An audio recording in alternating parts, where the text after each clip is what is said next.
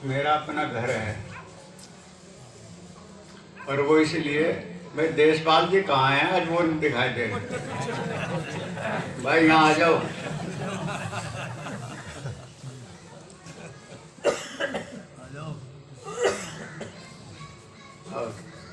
वैसे की बात यह है, आपके क्लास फेलो मैं और देशपाल जी प्राइमरी में साथ साथ पढ़े हैं।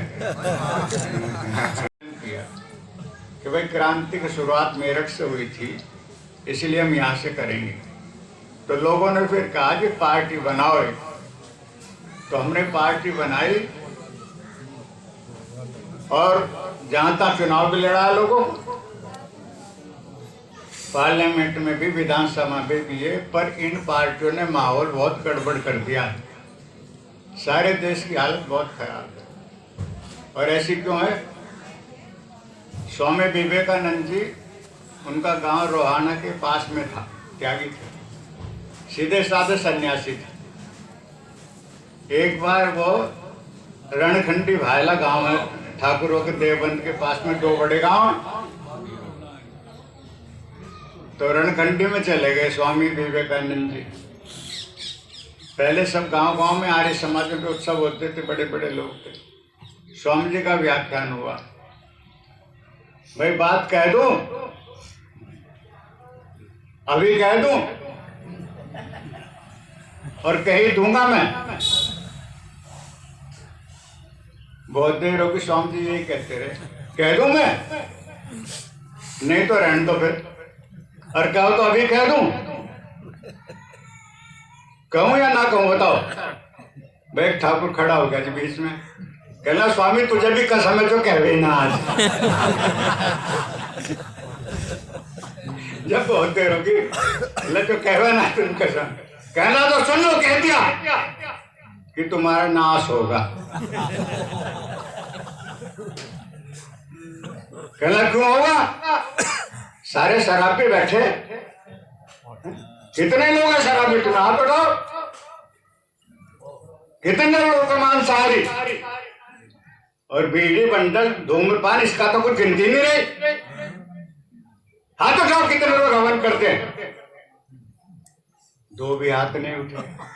तो कल ने बताओ ये नाश की पहचान है या नहीं? और क्या होगा? नहीं तो वीर लोग इकट्ठे होकर संघर्ष कर सकते थे। तो भाइयों सच्ची बात यह है, देश की हालत है बहुत खराब और एक रास्ता बचा, केवल एक। यूं मत कहो कि जग में कर सकता क्या अकेला, लाखों में काम करता है सूरमा। अकेला व्यक्ति जो खड़ा हो जाता है, अकेले दयानंद ने अंग्रेजी राज की चूल हिला दी थी। यहाँ के गवर्नर को लिखना पड़ा कि एक बागी साधु है और उसके पीछे पूरी सीआईडी लगी है, कहाँ जाते हैं, क्या करते हैं, कैसे करते हैं। ये स्वामी दयानंद जी की हालत थी। और 1857 की क्रांति, सबसे प्रमुख योगदान स्वामी दयानंद जी और उनके गुरुओं का, 4-5 साधुओं का। तो सब भूल गए। देश आजाद हुआ, हमने कहा भाई ये काम करोगे, ये कांग्रेसी महाचाला था, वह खद्दर की टोपी कुर्ता पहन कर फट आ गया। कहने बताओ, कहले हिंदी भाषा लागू करें, गौ हत्या पहली कलम से बंद कर दें, शराब का तो कोई ठिकाना ही नहीं होगा, इस देश को स्वर्ग बना देंगे। आर्य समाज ऐसे भोले, ये पीछे कहने बनाओ स्वर्ग। तो जितने बदमाश थे सारे कांग्रेस में घुस गए और स्वर्ग बना दिया आपके मेरे सामने। यानी गौ रक्षा का मुद्दा सबसे प्रमुख मुद्दा था। और मैं आज भी लोगों से कहता हूँ, भाई दिन निकलने से पहले 1 लाख गौ में कट जाती है। ये तो गाय हैं और भैंसों की तो गिनती नहीं, और मुर्गे तो अब गिनती में नहीं आते। यानी इतने प्राणियों की हत्याएं रोज हो रही हैं, मेरे और आपके सामने हो रही हैं, और आप ये कल्पना करो कि यहाँ स्वर्ग आ जाएगा, यहाँ सुख आ जाएगा। उन निर्जीव प्राणियों की आहें नहीं पड़ेगी। वो सोचते होंगे कहना हमारा कोई भी रक्षा करने वाला नहीं।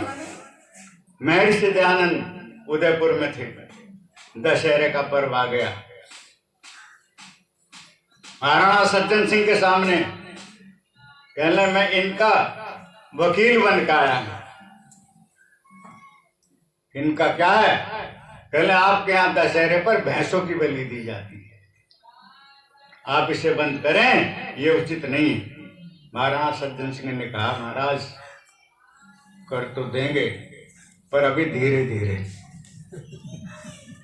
कहना मामला बहुत गड़बड़ है, तो इसलिए एक अब कुछ न होने वाला नहीं।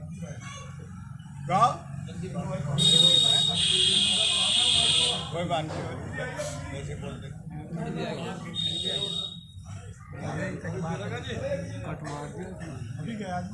बात ये है अब बच नहीं रहा कुछ।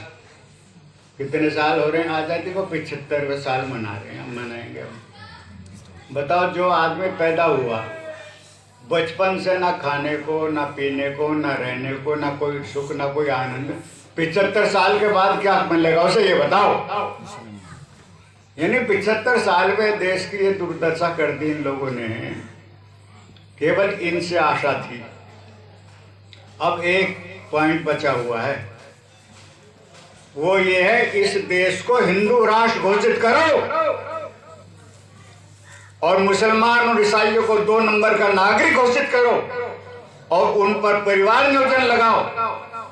2 से ज्यादा बच्चे पैदा नहीं करेगा, 1 से ज्यादा विवाह नहीं करेगा, और हिंदुओं से हिंदू कोड भी हटाओ और इनसे कहो एक एक मुसलमानी से सारे ब्याह करो।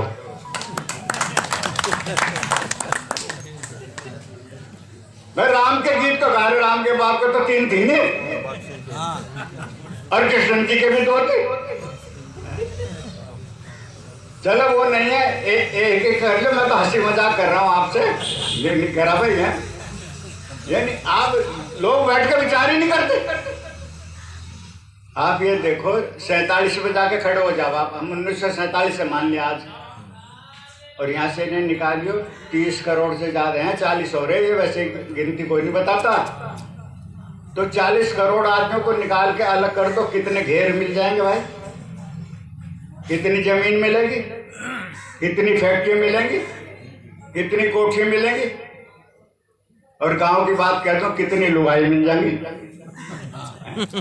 ये हरियाणा वाले तो वहां से ला रहे 10-10 से, कलकत्ते से, कुछ वहां से आगे से भी, कई की तो शकल सूरत नहीं मिलती, कहां से ले आया भाई? ये हालत हो गई।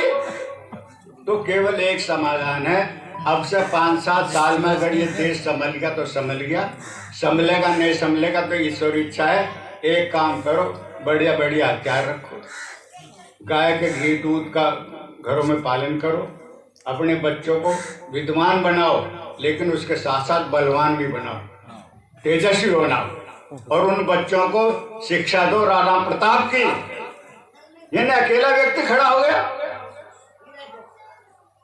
और युद्ध हो रहा है, तलवार का एक वार किया महाराणा प्रताप ने सरदार बिलाल खां पर, एक वार से क्या लोहे का टोप कट गया, उसका सिर कट गया, शरीर कट गया, और घोड़ा भी आधा कट गया।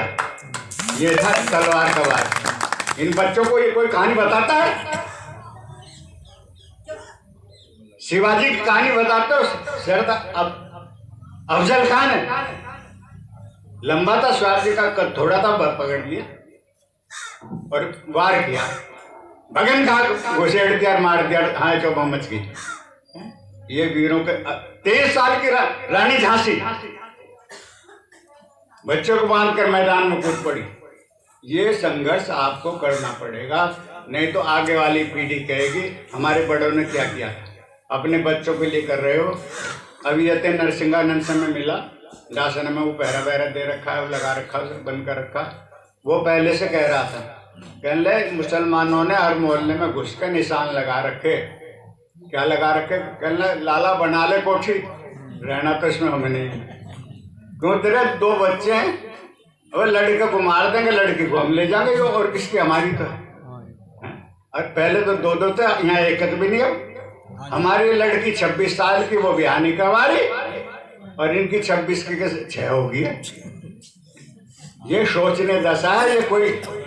और पाखंडी तो सुधार कर ही नहीं सकता। सारे RSS के भाजपा के पाखंडी लोग हैं 99%। सब जगह मत्थे रगड़ते मेरे बेवकूफ के बच्चे, जरा भी तमीज नहीं सोचते कि देश को क्या करना चाहिए। केवल वो व्यक्ति करेगा, मैं जाति पाति में नहीं जाता, चाहे कहीं पैदा हो गए, लेकिन जिसमें दयानंद की ज्योति जल रही है, वो चाहे लाला लाजपत राय के रूप में बनियों में पैदा होकर खड़ा हो जाए, पंडित चंद्रशेखर आजाद खड़ा हो जाए, और छोटे से छोटे लोग खड़े हो गए।